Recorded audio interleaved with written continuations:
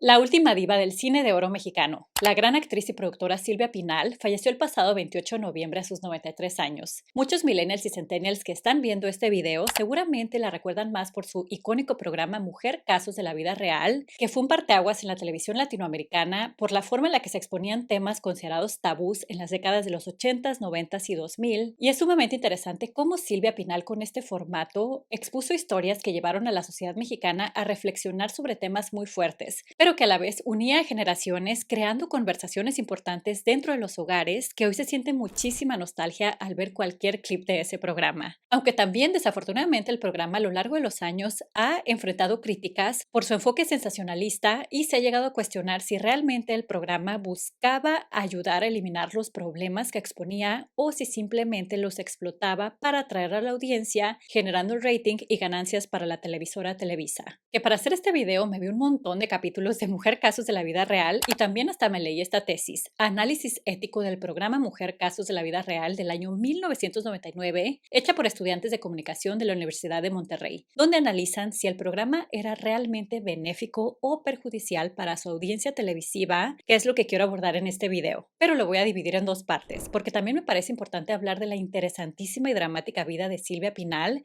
que hoy nos pudiera parecer muy normal el hablar de una actriz de cine, madre de 4 hijos, que se hizo productora y hasta senadora, pero para el contexto en el que Silvia Pinal nació, en 1931, un México completamente distinto al que tenemos hoy en día, las posibilidades de que una mujer llegara a las posiciones de poder e influencia que llegó Silvia Pinal es algo impresionante. Es una mujer que dejó una huella imborrable en la cultura pop y para hacer este video también me leí su autobiografía, Esta soy yo, y la forma en la que consigo este tipo de libros de celebridades de una forma muy fácil y rápido es a través de Amazon, ya sea que los esté buscando de forma virtual, que es como me gusta más, o de forma física. Un libro es un excelente regalo para estas navidades y en Amazon los puedes encontrar a un excelente precio. Actualmente Amazon está corriendo descuentos de hasta el 80% por sus ofertas Festival Sales y para ahorrar aún más siempre utilizo el servicio de Letty Shops, que no solo me permite recuperar hasta un 25% de las compras que hago únicamente a través de mi link, sino esta vez me han dado un boleto para su sorteo de 17 premios. Los ganadores podrán llevarse tarjetas de regalo, maletas llenas de regalos o hasta $10,000. El servicio es gratuito y fácil de usar, simplemente entras a la app de Letty Shops, haces tu compra normal y parte del dinero invertido se te devuelve en forma de cashback, que en realidad es dinero real que puedes retirar a tu cuenta de banco o cuenta de PayPal. Y por cada compra que hagas a través de Letty Shops desde el 7 de noviembre al 31 de diciembre tendrás la oportunidad de ganarte uno de esos 17 premios. Por cada 200 pesos de compras en las tiendas asociadas recibirás un boleto y son acumulables. 400 pesos son 2 boletos y así sucesivamente. Les dejo el enlace en la descripción para que puedan explorar todas las ideas de regalos y aprovechen los mejores precios esta Navidad.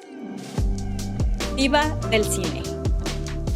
Entre los años 1930 a los 50, el cine mexicano era un producto de clase mundial. Estaba casi al nivel de Hollywood con muchísima técnica y calidad en las producciones y era referente de cinematografía para países de América Latina y España. Existían artistas también con influencia internacional como María Félix, Pedro Infante, Dolores del Río, Jorge Negrete, entre otros, siendo Silvia Pinal de las más jóvenes en tocar las puertas para que se le diera una oportunidad. Ella era hija de una madre soltera de la Ciudad de México, María Luisa Hidalgo, quien la tuvo a los 15 años de edad. Se embarazó de un hombre mayor, Moisés Pasquel, un destacado director de orquesta y figura importante en la estación de radio XCW, pero era un hombre casado y con varios hijos, por lo que no quiso reconocer a Silvia como su hija. María Luisa enfrentó las consecuencias de ser una madre soltera tan joven dentro de una familia conservadora y decidió trabajar para sacar adelante a su hija.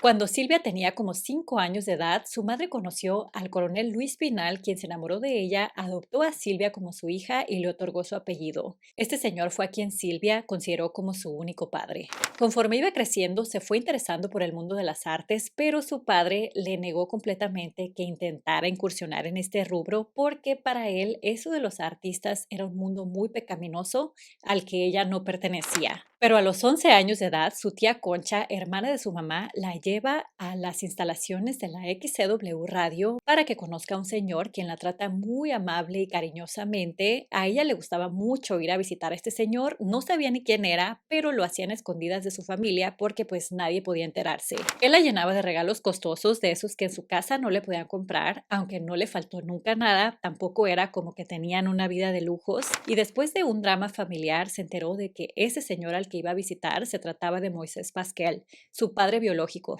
Ella ni siquiera sabía que Luis Pinal no era su padre y después de muchas semanas de llorar y llorar, aceptó la situación y acordó con su familia de poder ir a visitar a su padre a la radio. Ahí fue donde se sintió más cercana que nunca al mundo de los artistas, de los cantantes, los locutores, los productores, los actores. Y al ver que su padre era tan importante ahí, ella se sentía muy orgullosa y le decía a todos que era su hija. Pero Moisés le terminó prohibiendo que lo llamara padre, ya que lo metería en problemas con su familia legítima. Y esto para Silvia fue un dolor muy grande, el rechazo de su padre por segunda vez. Así que desde ese día ya se alejó de él y solamente lo volvió a llamar padre el día que él murió. Pero la realidad era que no podía dejar de pensar en convertirse en actriz y cantante, por lo que acordó con su padre Luis Pinal que estudiaría una carrera formal para después poder estudiar lo que ella quisiera. Así que Silvia, con 12 años, se puso a investigar cuál era la carrera más corta que existiera en el mundo y resultó ser mecanografía. La estudió por 2 años, hasta fue princesa en un concurso de belleza de la ciudad y a sus 14 años ya estaba trabajando como secretaria en Kodak. Con el dinero que ganaba en su trabajo se pagaba clases de canto y actuación y poco a poco fue encontrando algunos roles pequeños tanto en radionovelas como en obras de teatro y a sus 14 años conoce a quien se convertiría en su primer esposo, Rafael Banquels, quien era 19 años mayor que ella. Se conocieron mientras ella hacía casting para una obra de teatro que él estaba dirigiendo, a eso se dedicaba, y el padre de Silvia le suplicó que no se casara tan pequeña, pero a ella no le importó. Lo que ella estaba buscando era libertad, salir del control de su padre que tenía tantas reglas en su casa y era tan estricto y pensaba que al estar casada con Rafael pues ya podría hacer lo que quisiera y también codearse con artistas del medio. Y sí se codeó con artistas importantes, por ejemplo, Mario Moreno Cantinflas fue su padrino de bodas en 1947 cuando ella tenía 16 años y en 1950 nació su primera hija, Silvia Banquels. Después de casados, la carrera de Rafael se vino en picada y a la de Silvia le pasó todo lo contrario. Ella empezaba a tener muchas ofertas de trabajo para participar en obras de teatro y gracias a Rafael fue como pudo hacer el salto de ser una actriz de teatro a ser una actriz de cine. Él dejó de trabajar por su cuenta y se empezó a dedicar a ser el manager de su esposa. Poco a poco iba tomando más notoriedad en el ámbito del cine y las películas, pero los papeles que siempre le daban era de mujercita inocente y buena, porque pues aún era muy joven. Y mientras su carrera comenzaba a despegar, su matrimonio con Rafael, por el contrario, iba en picada. Se estaba empezando a cansar de ser una madre que amamantaba a su bebé, que tenía que encargarse de su bebé y además trabajar, cubrir todos los gastos de la casa y pagar una niñera. Y encima de eso, su esposo Rafael Banquels era muy celoso y posesivo que ni siquiera la dejaba comprarse los vestidos que a ella le gustaban. Fue cuando se dio cuenta que estaba mucho peor en ese matrimonio que bajo el control de su padre. Le pidió el divorcio a Rafael, él no quiso, ya se imaginarán, pero eventualmente ella se salió de la casa y se fue sola a vivir con su hija. Decidió seguirse enfocando en su carrera porque a pesar de que para este punto ya había ganado un Ariel por su película Locura Pasional, de haber aparecido también en películas junto a Tintán, Cantinflas y Pedro Infante, para ella eso no era suficiente, era solamente el comienzo y tenía muchas más metas por lograr. En 1953 hizo la película Yo soy muy macho, donde apareció vestida como hombre, lo cual desafiaba muchas de las reglas de género de ese entonces y a ella le pareció muy interesante el poder comportarse como hombre en una sociedad como la que vivía. Pero aún así no lograba consolidarse como la actriz que ella buscaba ser hasta 1954, que se le presentó la oportunidad para audicionar para la película Un extraño en la escalera, donde estaban buscando a una mujer que fuera una femme fatale. Estos roles de actrices tan clásicos de la época, de mujeres seductoras, muy sensuales y devoradoras de hombres, pero ella, con 22, 23 años que tenía en ese momento y con su reputación de personajes de niña buena, le decían que ni lo intentara, que seguramente no se iba a quedar con el rol, pero ella no iba a dejar que esto la detuviera, así que se fue a la peluquería, se cortó el cabello, se lo tiñó de rubio, como acercándose lo más posible al estereotipo tipo Marilyn Monroe, quien ya se estaba convirtiendo en todo un ícono de sensualidad en esos años. Fue con una modista para que la vistiera con ropa muy entallada, lo más sensual posible, usó maquillaje muy cargado y también grandes arracadas para quedarse con el rol. ¿Y qué creen? Por supuesto que sí logró convencer al jurado y fue el papel que la convirtió en un sex symbol mexicano. Y sí, la verdad es que la belleza de Silvia Pinal era fuera de serie y me hace recordar mucho a la actriz Fernanda Castillo, que de sus papeles más icónicos es el de Mónica Robles, y al verlas lado a lado me parecen como gemelas. Y no soy la única que lo piensa, porque me encontré este tuit el 23 de noviembre, o sea, como 5 días antes de que falleciera Silvia, donde esta persona dice lo mismo, que es un caso tremendo de doppelganger. Parecen un clon y de hecho, tras su fallecimiento, Fernanda Castillo puso en su Instagram una foto de Silvia Pinal como para en su memoria y toda la gente le está diciendo lo mismo en sus comentarios, pero es casualidad porque no tienen ningún parentesco. Volviendo a 1954, Silvia comenzó un noviazgo con nada más y nada menos que el hijo del dueño de Televisa, Emilio Azcárraga Milmo. Estaban súper enamorados y hasta planeaban casarse, pero su suegro, Emilio Azcárraga Vidaurreta, se los impidió. Al señor no le pareció que su hijo, el heredero de todo su imperio, se casara con una mujer divorciada y madre soltera, por lo que mejor le consiguió él mismo una esposa de la aristocracia francesa, Pamela de Surmont, y hasta se casaron en París, en la Catedral de Notre Dame, pero pues era un matrimonio por las apariencias. Silvia dice en su libro que pues nunca fueron felices y de hecho sí se divorciaron a los pocos años. Pero a pesar de este rechazo por parte de los de Televisa, Silvia no iba a dejar de construir su carrera y no solamente su carrera, sino también la casa de sus sueños en el Pedregal de San Ángel en la Ciudad de México. Y el arquitecto que estaba construyendo esa casa le dijo que a su casa le faltaba un cuadro del muralista mexicano Diego Rivera, uno de los más influyentes del siglo XX, lo cual a Silvia le pareció una locura. Pensaba que ni en sueños podría pagar una pintura de semejante artista, pero el arquitecto Manuel Rosen la convenció de que al menos lo intentara y que después le pagara o le pagaran abonos como sea, pero que tuviera una pintura hecha por él. Diego aceptó pintarla y ella decidió que quería aparecer con un vestido negro y de pie, con su figura reflejada en el espejo, y estuvo parada por horas y horas durante semanas frente a Diego Rivera para llevar a cabo ese cuadro. Y como ven, el resultado es una pintura preciosa que es parte de la historia cultural de México. Hoy está valuada en más de 60 millones de pesos, como 3 millones de dólares más o menos. Diego Rivera no solamente pintó su reflejo en el espejo, sino que también dibujó su sombra, que es parte de su estilo artístico. Y al ver esa pintura está como en 3 dimensiones. Por un lado tenemos a la Silvia de carne y hueso, en el reflejo como al ícono, al artista, y en la sombra a la persona y al alma detrás del nombre, que de hecho esa pintura también apareció en muchos programas como parte de la escenografía de Mujer Casos de la Vida Real.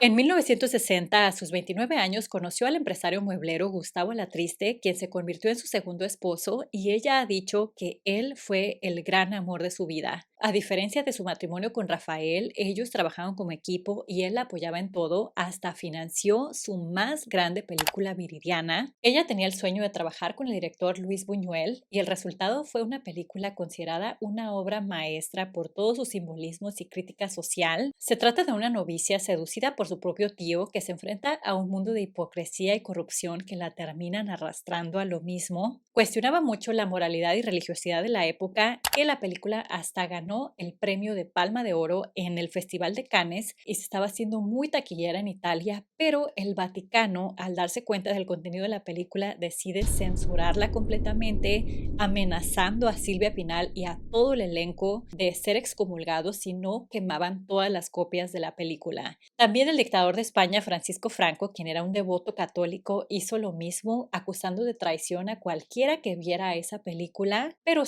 Silvia, después de tanto esfuerzo y el sueño de su vida, no iba a dejar ni que el Vaticano ni nadie destruyeran todas las copias de su película, así que pidió ayuda a los padres de Miguel Bosé, quienes enterraron una copia en el jardín de su casa y ella de forma clandestina se trajo otra copia en su vuelo de España a México. Por supuesto que en México también fue censurada, así que pasaron muchísimos años para que se le reconociera como la joya del cine que era. El siguiente año, en el 62, hizo la película Ángel Exterminador, que es una película como adelantada a su época porque es como un Big Brother, pero hecho película algo bizarra, pero en el 2004 el New York Times la nombró como una de las mejores películas de todos los tiempos. Esa la hizo embarazada de su segunda hija, quien nació en 1963 y le puso de nombre Viridiana, el mismo nombre de su icónico personaje, pero se cree que por su conflicto con el Vaticano, ese nombre trajo una maldición para Silvia porque esa niña, Viridiana la Triste, fallecería en un trágico accidente automovilístico a la edad de 19 años y también su nieta de 2 años que le pusieron igual Viridiana, pero eso se los cuento más adelante.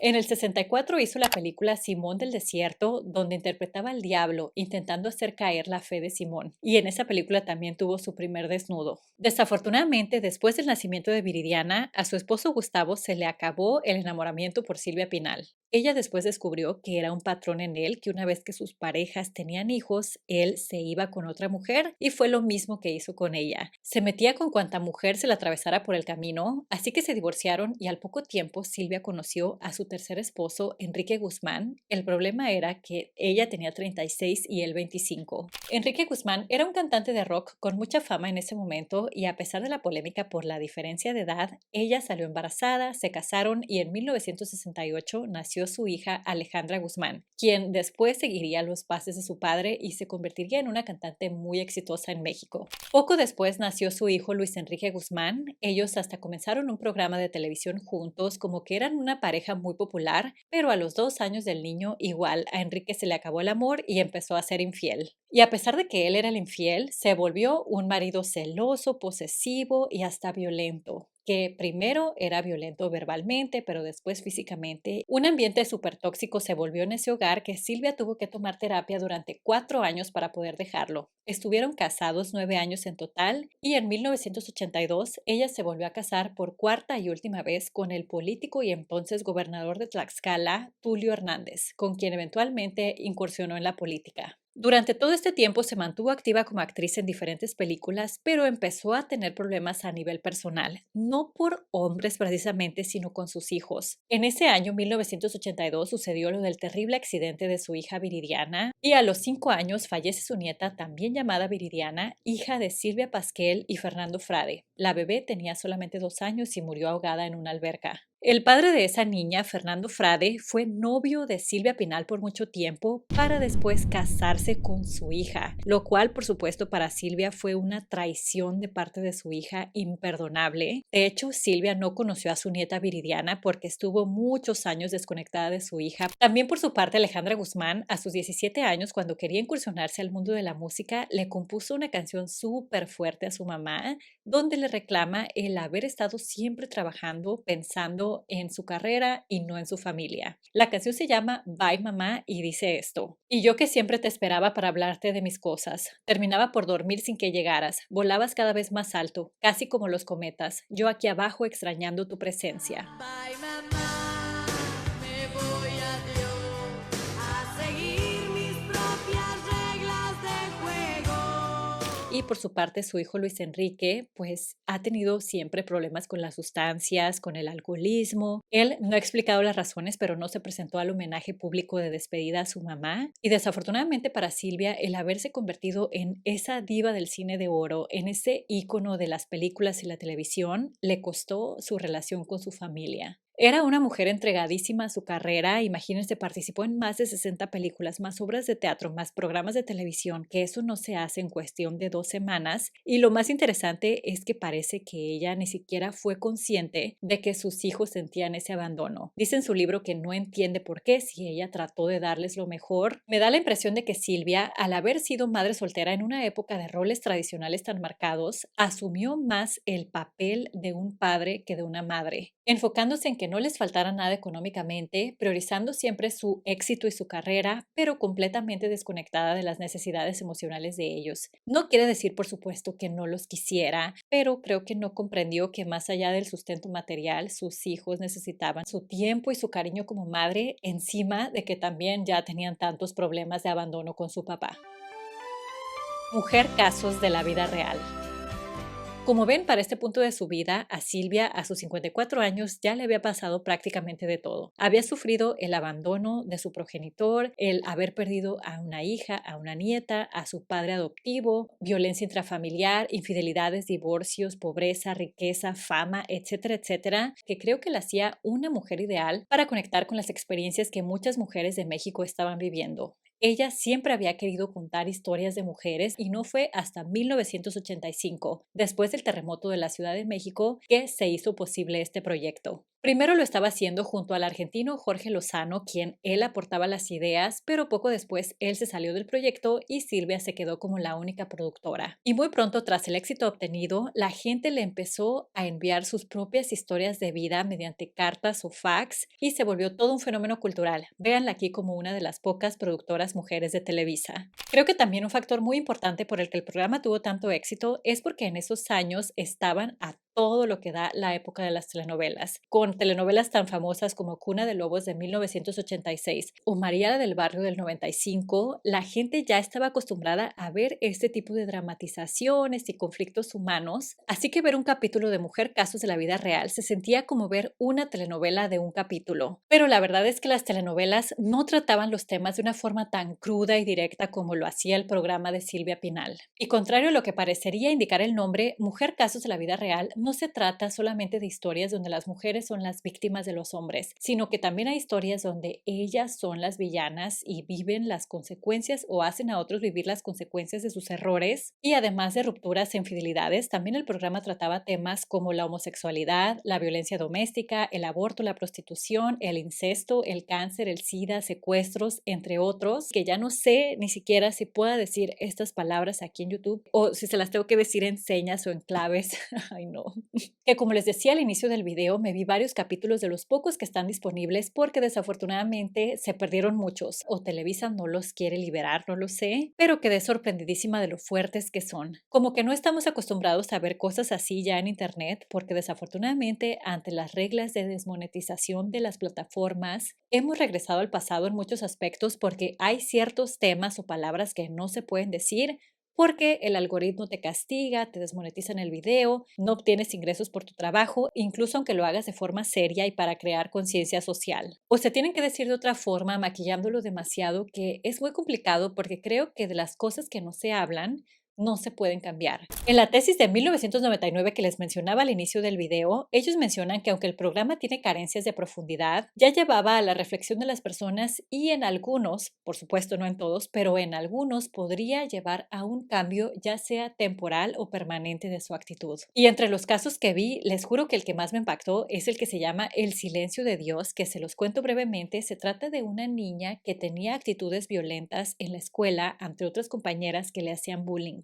Pero en realidad también esa niña vivía violencia en su casa por su propia madre y pues la niña termina perdiendo la vida haciendo la tarea. La madre, después de darse cuenta de lo que hizo, termina diciendo que así la crearon a ella y que solamente quería que su hija fuera una buena niña y que cumpliera en la escuela, y tal vez por la forma tan directa en la que lo abordó, llevó a más de una madre a romper los patrones de violencia con sus hijos. Les juro que yo estaba en súper shock viendo el capítulo, pero con audífonos para que mis hijos no escucharan, porque creo que es algo muy fuerte para que lo vean los niños. Y lo más irónico es que los niños veíamos esos programas en esos años. Muchos crecimos viendo estos que la verdad ya no me acordaba de ninguno en específico, pero sí recuerdo en muchas ocasiones el haberlos visto con mi mamá, con mi papá o incluso yo sola. Y mi hijo de 5 años, que es muy observador, se acerca y me dice: mamá, ¿estás triste? ¿Por qué estás triste? Por lo fuerte que era, que sí te produce ese tipo de emociones. Y ese mismo día vi varios, también este otro de una niña que le da VIH Ella era hija de una prostituta que estaba contagiada y por andar jugando con una jeringa que había usado su madre, pues a ella también le da esta enfermedad, pero la madre no quería a su hija, la humillaba constantemente y le decía que era un error, que era un estorbo, así que al darse cuenta que también estaba enferma, la abandona en un orfanato y en el orfanato desconocen mucho sobre la enfermedad de VIH, así que le tienen miedo de que contagie a todo mundo y la encierran en un cuarto de castigos y no la dejan que toque nada. Solamente la ayuda un doctor, pero ya es demasiado tarde. La niña desafortunadamente fallece de neumonía solita en un hospital. Ese día hasta la cena me hizo daño por haber visto este tipo de cosas, pero creo que eran cosas necesarias porque en esos años existía un pánico tremendo por el VIH y mediante estas historias se podía humanizar a las personas que tenían esta enfermedad y hasta educar porque el doctor ahí enseña cómo en realidad se contagia y que el trato que le estaban dando a la niña estaba muy mal.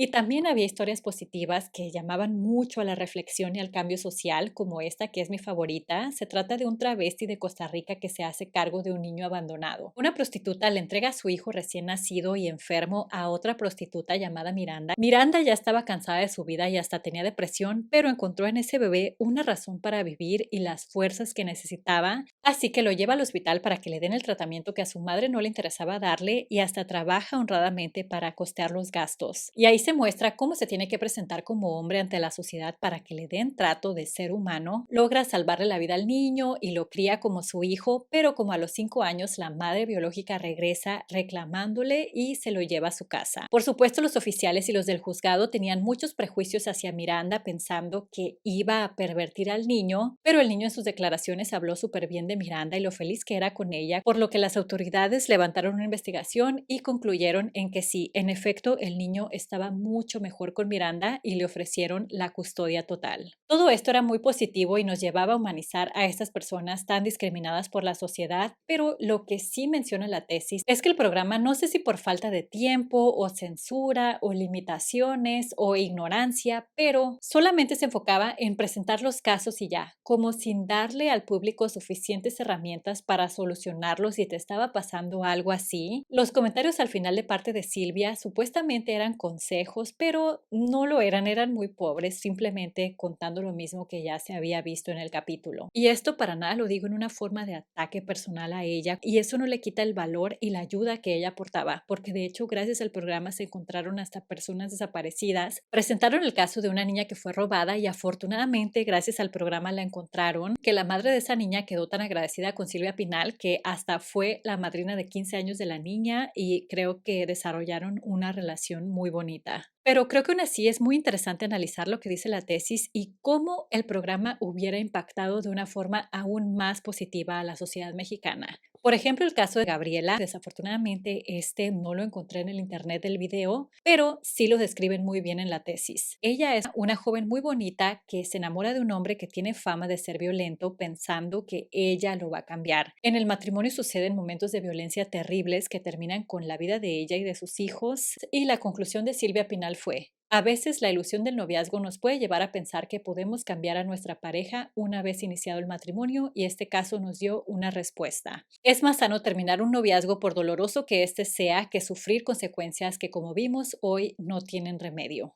Eran conclusiones donde la solución se basaba en evitar y no precisamente proveer de herramientas a las personas que ya estaban en situaciones así. También hay otro caso que es de los más famosos, que este sí está completito en internet, que se llama Amor Cibernético, que cuenta la historia de Alejandro, el hijo de una dueña de un salón de belleza que crea una identidad falsa como mujer en internet para así conocer hombres y se hace llamar Dulce Candy. Chateando, un hombre se enamora de Dulce Candy, que lo que llega a sentir por ella es tan fuerte que hasta va a su ciudad a buscarla y al encontrar el salón de belleza queda sorprendido de que Dulce Candy no existe, que en realidad es Alejandro, y todavía la madre de Alejandro llega a humillarlo completamente porque le tira la ropa de mujer que descubrió que él usaba y le dice muchos insultos homófobos corriéndolo de su casa. Por un lado, creo que el capítulo muestra muy bien los riesgos del anonimato del internet, pero también me parece muy fuerte cómo estigmatiza tanto a Alejandro reduciéndolo a un villano mentiroso mentiroso que engañó a todos en la historia, sin explorar ni siquiera las razones por las que Alejandro se ocultaba detrás del anonimato del internet para sentirse aceptado. Solamente reforzaba los mismos estereotipos de la época y el cierre de Silvia Pinal pues no ayudó mucho tampoco.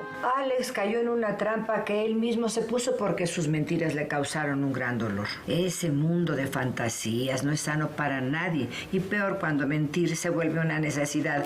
Pero bueno, este es solamente el análisis de una youtuber del 2024 viendo capítulos de los 90s y también de una tesis de ya estudiosos de 1999. Pero lo que sí quiero resaltar es que la labor que hacía Silvia Pinal, creo que la hacía con toda su buena intención, con los recursos tan limitados de la época y sea como sea, el programa puso su granito de arena que produjeron muchos de los cambios sociales que hoy vemos. Y el impacto cultural fue tanto que hoy tenemos estos memes de acompáñenme a ver esta triste historia que todos entendemos perfectamente a qué se refiere, o este que dice, ¿sabías que el capítulo iba a estar muy turbio cuando salía esta señora? Y es que sí, María Prado hacía cada personaje en esos programas. Por ejemplo, de los más icónicos es cuando mató a su vecina por envidia. A ella le gustaba el marido de la vecina, pero como ellos estaban muy enamorados, pues por venganza, que wow, es un capítulo de verdad muy fuerte y hasta se intenta robar a su bebé, toda una psicópata. Hay otro también que se llama Jaque Mate, donde el suegro y el yerno se enamoran y en una ocasión se quedan dizque jugando ajedrez, pero terminaron jugando a otras cosas que cuando regresa la hija y esposa del muchacho, pues los descubre. Que creo que sí, muchos casos de estos no eran 100% verdad. Me imagino que los exageraban para causar conmoción y pues más ratings. Y claro que funcionó porque duró al aire por 23 años. Dejó de transmitirse en 2007 después de diferencias que tuvo Silvia Pinal con los de Televisa y en el 2019, ya casi con 90 años, ella quería volver a lanzar el programa bajo un formato más moderno, pero esto nunca sucedió. Lo que sí es que se formaron programas inspirados en este mismo formato, como Lo que callamos las mujeres, La Rosa de Guadalupe o Lo que dice el dicho, pero ninguno de estos programas tuvo el impacto social y cultural de Mujer Casos de la vida real. Sus últimos días. Después de que el programa terminó y de que Silvia era más mayor, se dice que ella seguía sintiendo una gran ansiedad y necesidad y ganas de seguir activa y trabajando frente a su público, haciendo lo que más le apasionaba. De hecho, hasta la familia enfrentó críticas en el 2021 porque apareció a sus 91 años en la obra de teatro Caperucita Roja, ¿qué onda con tu abuelita? Y la gente reclamaba que ya se veía muy mayor, deteriorada en su salud, que por qué la estaban explotando, pero su familia se defendió diciendo que era ella la que quería continuar activa y haciendo obras de teatro y todo, y la verdad es que le doy toda la razón. Creo que cuando dejas de trabajar, de luchar por tus sueños, de esforzarte, muchas de tus ganas de vivir desafortunadamente también se pierden. Por otro lado, también enfrentó críticas ante los múltiples procedimientos estéticos que se realizó en el rostro, y creo que para todos es un tema difícil de manejar el que estás envejeciendo. De hecho, yo tengo un video sobre eso por si lo quieren ir a ver. Es difícil de aceptar que ya no te ves igual que en tu juventud y todo eso, pero especialmente creo que para las personas que están en el ojo público como ellos es aún más difícil de asimilar. En su libro se siente cuánto ella confiaba en su imagen y su belleza para tomar ventaja tanto en su carrera como en su vida personal y seguramente sentía esta presión interna de mantenerse igual de bella que siempre y por eso recurrió a este tipo de procedimientos. Pero creo que mucho más allá de su belleza, ella se convirtió en un ícono por su carisma, su capacidad de reinventarse, su fuerza para levantarse y adaptarse a la industria tan cambiante y por supuesto dejó una huella imborrable en la cultura mexicana. Muchas gracias a Leti Shops por haber patrocinado este video. También gracias a los miembros. Les dejo la información aquí abajo si les gustaría apoyar al canal de esa forma, pero cualquier forma que ustedes puedan o quieran apoyar este canal cuenta y cuenta muchísimo. Regálenme un like y nos vemos muy pronto en uno próximo. Adiós.